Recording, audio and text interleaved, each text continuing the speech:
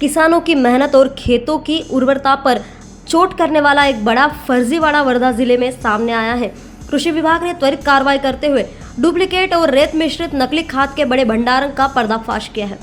नाचनगांव और झंझाड़ा क्षेत्र में कृषि विभाग की उड़नदस्ता टीम ने छापेमारी कर कुल 723 नकली खाद की बोरियां जब्त की है। जांच में सामने आया कि इन खाद बोरियों में रेत मिलाकर किसानों को बेचा जा रहा था, जिससे फसलों की गुणवत्ता पर गंभीर असर पड़ने की आशंका है।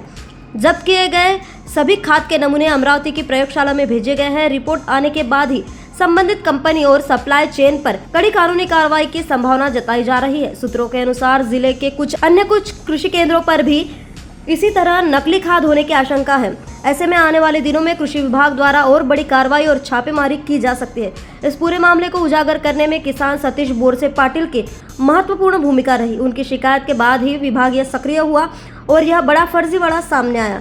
इस घटना के बाद क्षेत्र के किसानों में भारी नाराजगी देखी जा रही है। किसानों ने दोषियों पर कड़ी से कड़ी कार्रवाई और सख्त सजा की मांग की है। यह मामला न केवल खाद सप्लाई सिस्टम पर सवाल खड़ा करता है, बल्कि किसानों के हित की सुरक्षा को लेकर भी गंभीर चेतावनी देता है।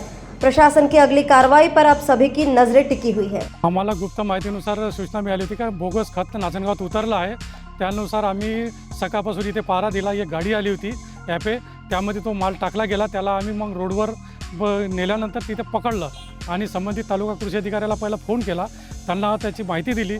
त्यांनी लगेच पालवे साहेबांना इथे बोलवलं आणि प्रत्यक्षात पाहिल्यानंतर खरोखरच ते बोगस बियाणं आहे हे प्रथमदर्शनी आमच्या लक्षात आलं। आता खबरदारीचा उपाय म्हणून शेतकऱ्याचं जे नुकसान झालं होणार होतं ते आम्ही प्रत्येक शेतकऱ्याला आता सतर्क करा का बोगस बियाणं तुम्ही घेऊ नका आणि अधिकृत दुकानातूनच घ्या। आणि सर्वात महत्त्वाचा विषय म्हणजे ज्या कंपनीवर आता कारवाई प्रशासन करणार आहे त्याच्यावर कडक कारवाई झाली पाहिजे, जेणेकरून कोणाला चुकीचं लायसन्स असं देण्यात येऊ नये आणि कास्तकाराचा बळी जाऊ नये।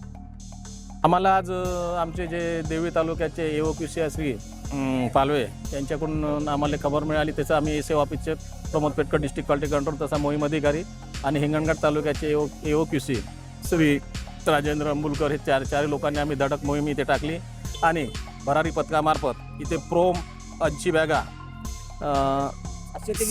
टोटल 723 बॅगा आम्ही इथं जे डुप्लिकेट माल ज्याच्यात रेती मिक्स दिसला आम्हाला त्याची सॅम्पलिंग आता आम्ही काढणार आहोत। सॅम्पलिंग उद्या आम्ही इथे अमरावतीला पोहोचल्यावर त्यांचा रिझल्ट लागल्यावर आम्ही त्यांच्यावर कायदेशीर कारवाई करणार कंपनीवर। संबंधित कारवाई जे कंपनीचं नाव आहे NGB ॲग्रोकेम कंपनी आहे नागपूरची, ते आम्ही जर आमचे सॅम्पल आम्ही पूर्ण फेल झाले तर कंपनीवर आम्ही बॅन आणणार आणि त्यांच्यावर कारवाई करणार आणि ज्या दुकानात हे जिथे मिळणार ते दुकानदारांना आम्ही नोटीस देऊन त्यांच्यावर कारवाई करणार। प्रथमदर्शनी त्याचे जे ग्रेडियंट्स आहे बॅगेमध्ये ते FCO कायद्याला धरून नाही आणि पूर्ण फ्रॉड माल आहे, म्हणून त्यांना आम्ही सील करून इथे 270 बॅगा पकडल्या आहेत। जिल्ह्यात शक्यता आहे आमचे जे भरारी पथकावर आम्ही रोजचं फिरणं मोहीम चालू आहे, त्याचप्रमाणे आमचे जे तालुक्यातले EOQC आहे ते पण फिरून राहिले। सध्या आम्ही 2 जागी स्टॉप सेल दिला आहे, एक इंजाळा आणि एक नाचनगावला। आमचे जे सक्रिय EOQC आहे ते रोज फिरून राहिले सकाळपासून संध्याकाळपर्यंत।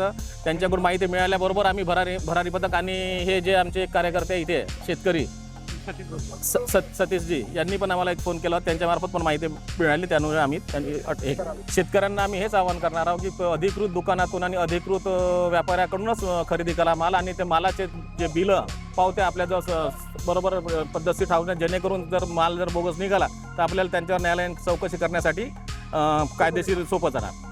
न्यूज़ फर्स्ट के लिए रवि एनोरकर की खबर। निष्पक्षता का कदम, आपकी हर समस्या में आपसे पहले दिखेंगे हम हैं न्यूज फर्स्ट। ईश्वर का सच, हमारा साहस और आपका विश्वास। सच, साहस और विश्वास। अगर आप ये वीडियो YouTube पर देख रहे हैं तो हमारे चैनल को सब्सक्राइब कर बेल आइकन दबाएं।